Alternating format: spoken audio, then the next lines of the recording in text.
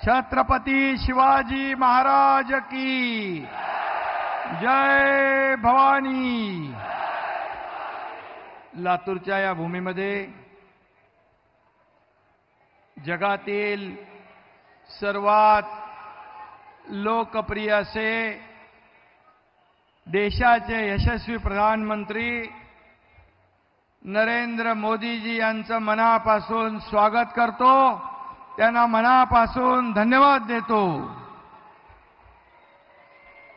आणि आजच्या या विराट सभेला उपस्थित राज्याचे लोकप्रिय उपमुख्यमंत्री देवेंद्र फडणवीसजी, आपले माजी मुख्यमंत्री अशोक चव्हाणजी, आपले उमेदवार सुधाकर सुंगारेजी, व्यासपीठावरील सर्व महायुतीचे पदाधिकारी आणि भर उन्हात एवढ्या मोठ्या संख्येने उपस्थित लातूरकर बांधव, भगिनी, मातांनो आणि पत्रकार मित्रांनो, मोदीजींना तिसऱ्यांदा प्रधानमंत्री करण्यासाठी लातूरची जनताही आतुर झालेली दिसतेय।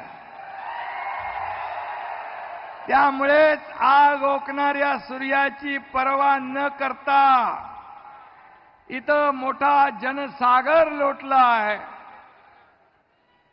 आणि काँग्रेसचा पारंपरिक गड 10 वर्षापूर्वीच लातूरकरांनी उद्ध्वस्त करून टाकलाय आणि महायुतीचा नवा प्रगतीचा नवा पॅटर्न मतदारांनी या ठिकाणी सेट केलाय। लातूरचा हा जिल्हा आता महायुतीचा बालेकिल्ला झालेला आहे आणि म्हणून त्यामुळे सुधाकर राव मोदीजींच्या आणि आपल्या आशीर्वादाने तर यावेळेस नक्की विजयी होणारच आहेत, प्रचंड मताधिक्याने विजयी होतील। आणि सुधाकर रावांना मत म्हणजे आपल्या मोदीजींना मत, आणि सुधाकर रावाला मत म्हणजे आपल्या देशाच्या प्रगतीला मत, हे आपलं समीकरण ठरलेलं आहे। काँग्रेसने या देशात भ्रष्टाचाराचा पॅटर्न सेट केलाय, पण गेली 10 वर्षात एकच पॅटर्न चालतोय, कोणता? मोदी पॅटर्न। बाकी पॅटर्न सगळे गेले भंगारात। देशसेवेचा, राष्ट्रभक्तीचा, सर्वसामान्य माणसाच्या जनतेचा, प्रगतीचा असा हा मोदी पैटर्न है। मेरे शरीर का हर कण, मेरे समय का हर क्षण देश को समर्पित है, असं मोदीजी आपल्याला नेहमी सांगतात आणि ते खरं आहे। 10 वर्षात आपण त्याचा अनुभव घेतलेला आहे। 10 वर्षात एकही सुट्टी घेतली आहे का मोदीजींनी? मग 10 वर्षात एकही सुट्टी न घेणारा प्रधानमंत्री आपल्याला लाभलाय ना। आणि म्हणून 20-20 तास काम करणारं हे नेतृत्व किती एनर्जी आहे, किती ऊर्जा आहे, काय कुठून येते? हे ईश्वराची कृपा आहे। आणि त्यांना पाहिल्यानंतर आपण पण चार्ज होऊन जातो सगळे, आपल्याला ऊर्जा आणि प्रेरणा येते, बरोबर आहे ना? आणि म्हणून आपल्याकडे विजन आहे, त्यांच्याकडे मतांचं राजकारण आहे। आपल्याकडे देशाच्या विकासाचा रोडमॅप आहे, त्यांच्याकडे रोडवर फिरवून देखील लॉन्च न होणारा युवराज आहे। किती फिरला? चांद्रयान लॉन्च झालं, परंतु राहुल गांधी काही लॉन्च होऊ शकले नाही। आणि म्हणून आपल्याकडे समृद्धीची धोरणं आहेत, त्यांच्याकडे न उगवणारं बेरणं आहे। आणि म्हणून 2014 ची निवडणूक आठवा, 2G scam, CWC scam, space scam, कोळसा घोटाळा, अगस्टा वेस्टलँड घोटाळा, नॅशनल हेराल्ड स्कॅम, अशी घोटाळ्यांची मालिका आपण ऐकत होतो. आता काय ऐकतोय? 80 कोटी जनतेला मोफत राशन, अन्नधान्य, 10 कोटी गरिबांना पक्की घरं, 50 कोटी गरिबांचं जनधन बँकेत खातं, 26 कोटी लोकांना 5 लाख रुपयाचा आरोग्य विमा, 28 कोटी लोक जनता दारिद्र्य रेषेच्या बाहेर. काँग्रेस म्हणत होती गरिबी हटाव, गरिबी हटाव. गरिबी हटली का? गरीब हटला, परंतु खरी गरिबी हटवण्याचं काम आपल्या मोदीजींनी केलंय आणि त्यांना धन्यवाद द्यावे तेवढे थोडे आहेत. आणि म्हणून आज आपण पाहतोय भारताची अर्थव्यवस्था 5व्यावर आणली आहे, 3ऱ्यावर आणण्याचा निर्धार मोदी साहेबांनी केला आहे. आणि म्हणून सगळं वाढलं, एक्सपोर्ट डबल झालं, एफडीआय डबल झाला, सेन्सेक्सचे दर वाढले, 75,000चा रेकॉर्ड झाला. आणि किती कामं वाचणार? यादी वाचू शकत नाही. आपल्याला प्रधानमंत्री महोदयांचं भाषण ऐकायचं आहे. दुष्काळग्रस्त लातूरकरांना रेल्वेने पाणी पोहोचवलं, त्यावेळेस देवेंद्रजी मुख्यमंत्री होते, त्यांच्या सरकारमध्ये मी होतो. आणि पाण्यासाठी या राज्यात आता वनवन फिरावं लागणार नाही. मोदीजींच्या नेतृत्वाखाली आपलं महायुतीचं सरकार, मी देवेंद्रजी, अजितदादा, आम्ही काम करतोय. 24/7 आपलं काम सुरू आहे. आणि म्हणून लातूरकरांना दुष्काळ मुक्त करण्यासाठी अनेक सिंचनाच्या योजना आपण आखलेल्या आहेत. मोदीजींच्या आशीर्वादाने मराठवाडा वॉटर ग्रीड योजनाही सुरू होते, जी महाविकास आघाडीने गुंडाळून ठेवली होती. जलयुक्त शिवार योजना बंद केली होती, ती पुन्हा आपण सुरू करतोय.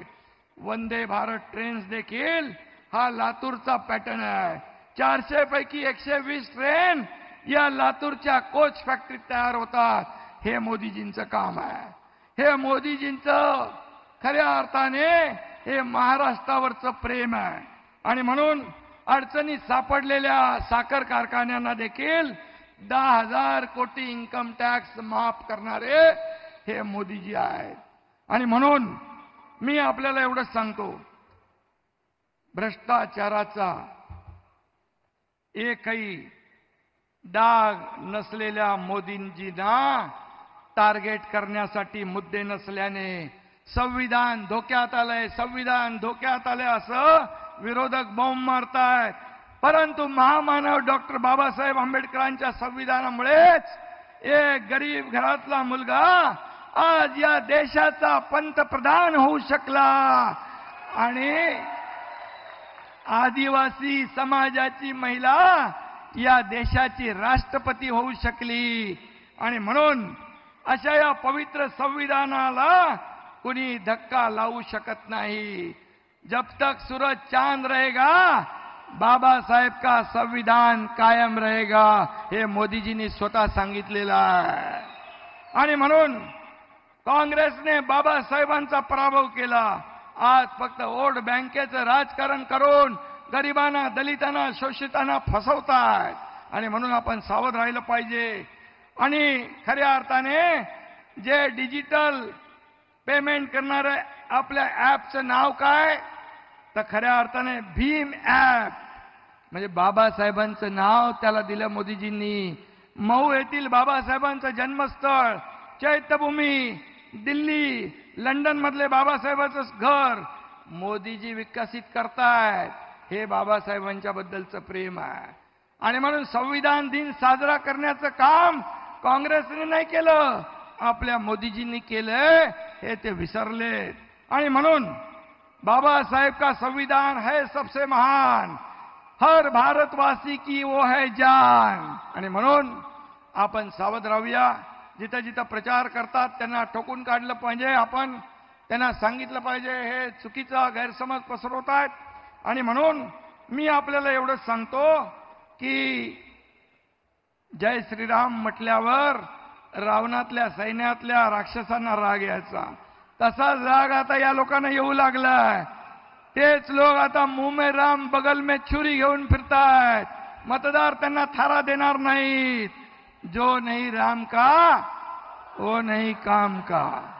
आणि म्हणून मी आपल्याला एवढंच सांगतो, आपण लवकरच खऱ्या अर्थाने ज्या सभा होत आहेत महाराष्ट्रामध्ये, देशामध्ये, लोक प्रचंड वेडी झाली आहेत मोदीजींच्या सभा ऐकायला. त्यांचं नुसतं हेलिकॉप्टर आलं तरी लोक उभे राहतात उठून. एवढी लोकप्रियता मला सांगा देशात, जगात कुठल्या नेत्याला लाभली आहे? आणि असा प्रधानमंत्री आपल्या देशाला लाभलाय, हे आपलं भाग्य आहे. आणि म्हणून किती काही ओरडले त्यांच्या नावाने तरी सुद्धा, जेवढ्या शिव्या शाप देतील तेवढी जनता त्यांच्या साथ येते. 2014ला पण ते दाखवलं. 2019ला तर विरोधी पक्ष नेता देखील बनू शकले नाही. 2024ला तर मला वाटतं 40 वरचा एक शून्य निघेल आणि 4 राहतील की नाही माहित नाही. आणि म्हणून एक कहावत आहे, हाती चलते बाजार. मग ते कोण आहेत? ते कोण आहेत ते तुम्ही ठरवा. आणि म्हणून मी पुन्हा एकदा आपल्याला सांगतो, आपल्या देशाने 30 अस्थिर सरकार पाहिली आहेत. त्यांच्या काळात देशाची झालेली अधोगती पाहिली आहे, भ्रष्टाचार बघितलाय. आणि म्हणून गेल्या 10 वर्षामध्ये स्थिर सरकार मोदीजींनी दिलंय. आणि म्हणून देशाची प्रगती पण आपण पाहतोय, विकासाची फळ जनता चाखतीये. त्यामुळे जनतेला या देशाला स्थिर सरकार पाहिजे. आणि स्थिर सरकार देण्याचा या मनगटात कुणाचा जोर आहे? फक्त मोदीजींच्या. कारण त्यांचा उद्देश जनतेची सेवा करणं आहे, देशाची सेवा करणं आहे. त्यांच्या नसा देश सेवा आणि राष्ट्रभक्ती या ठिकाणी भिनलेली आहे. आणि म्हणून मी पुन्हा एकदा सांगतो, अब की बार 400 पार. आणि फिर एक बार सुधाकर शृंगारपुरे यांच्या निशाणी कमळच्या समोर येत्या 7 तारखेला बटन दाबून सुधाकर शृंगारपुरे यांना विजयी करा एवढी विनंती करतो. धन्यवाद. जय हिंद.